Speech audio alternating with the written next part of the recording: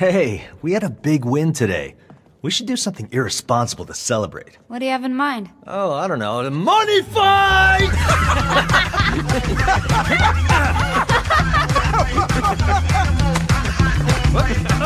Whoa, whoa, whoa. We'd almost kill Kev. I was in the moment. Approaching almost a decade since its last outing, Saints Row is back. It's hanging up the superhero capes, ditching the war on aliens, and this time, taking a more serious tone. Well, kind of. What? Tin roof! Rusted! Having been rebooted from the developers at Volitions, Saints Row is returning to its roots. Instead of the superpowers and alien invasions seen in Saints Row 4, the game takes on a more grounded approach, but not without its sense of humor.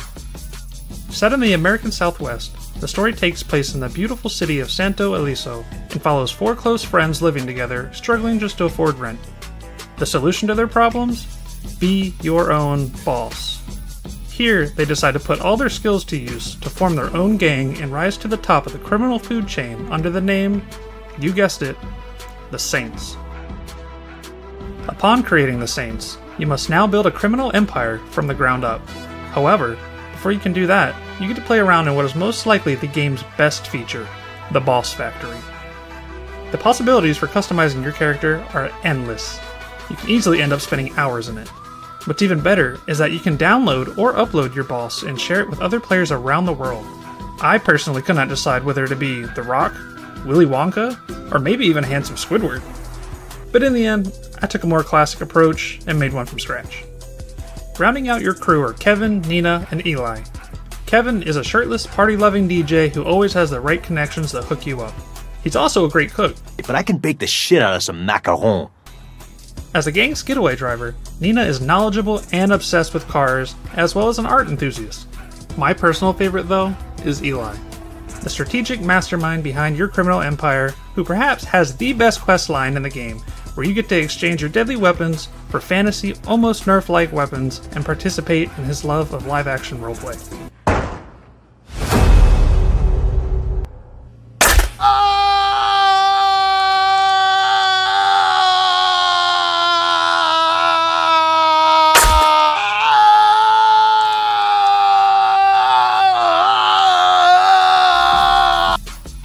Speaking of guns, there's an abundance of ways to take down your enemies through a vast array of weapons.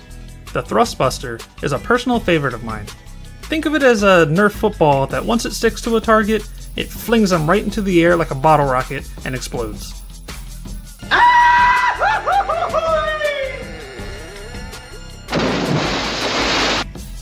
Additionally, I was very impressed with the new takedown system, where you can deal damage to enemies to fill up a meter, which will allow you to instantly kill them and recover some of your health along the way.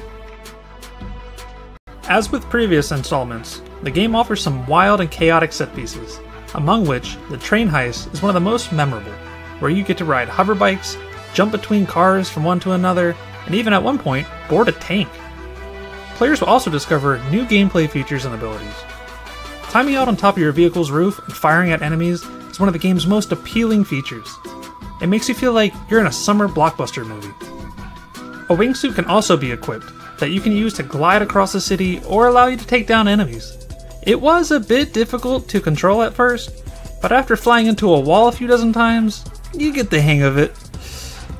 A little bit. Crap. Crap. Crap. Oh, come on! Following the main story, which took me about 15 hours to finish, I was greeted with a massive amount of content to keep me occupied. In terms of figuring out where to start, there are so many options to choose from.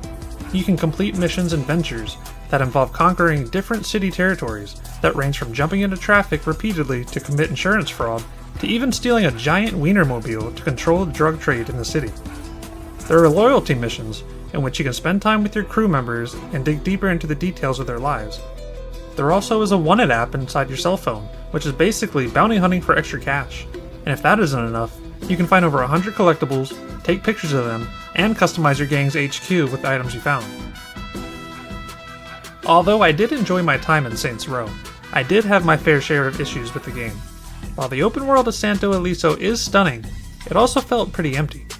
It would have been nice if the game brought more life to the NPCs. Perhaps providing shootouts between rival gangs, or the cops busting a drug deal. Anything would have been better and more interesting than just random pedestrians mindlessly walking the streets. It also would have been nice if we had got to know a little bit more about the rival gangs you're up against. You come up against 3 different factions in the game.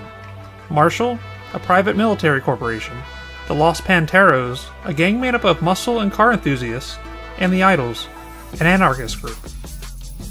All who I feel are just there to shoot and move the plot along. If the game spent more time explaining the backgrounds of these groups, I might care more about taking them down. I did run across a few bugs along the way, which sometimes made playing the game a bit unpleasant. I had multiple encounters where the camera zoomed in too far whenever I entered a helicopter, making it difficult to see anything. At times, I was clipped by the car door when I tried to exit my vehicle, which was frustrating. And then for the majority of the game, I wasn't able to access the music playlist option on your phone, which was a bummer because who wouldn't want to steal a car, jump out while airborne into your wingsuit, and fly right into a power line, all while listening to Party Up by DMX? Y'all gonna make me lose— oh crap! Saints Row offers an impressive selection of accessibility settings that players of all types can enjoy. There's an aim assist option, where as soon as you press the aim button, you can choose how you want to lock onto enemies. Snap lock will direct your crosshairs quickly to an enemy, while short and full lock stays on targets for longer periods of time. But you can also manually aim by toggling the option off. Another cool feature included is a chat bubble that can be added to display over the heads of the characters that speak, allowing you to identify who is speaking and where they are speaking from. The game also includes colorblind options, button remapping, and in-depth difficulty options that let you customize certain aspects of the game, such as how durable enemies are or how much ammunition you receive upon picking some up. Even with all these just listed, there are even more settings to explore, which I think is a great feature that gives players of all backgrounds a fair opportunity to play this game. Overall, the Saints Row reboot plays it safe this time around and delivers what most people would expect from a Saints game, as it doesn't deviate too far from how previous entries were played. I enjoyed the story for its fresh and grounded approach. The new cast of characters are a bit cheesy when it comes to their personalities, but as the series continues to evolve, I believe there's a lot of potential for their characters to be fleshed out. Now that the Saints have established themselves as a force to be reckoned with, I'm curious to see what the city of Santo Eliso has in store for them next. But for the love of God, please don't be aliens. I give Saints Row a 7 out of 10.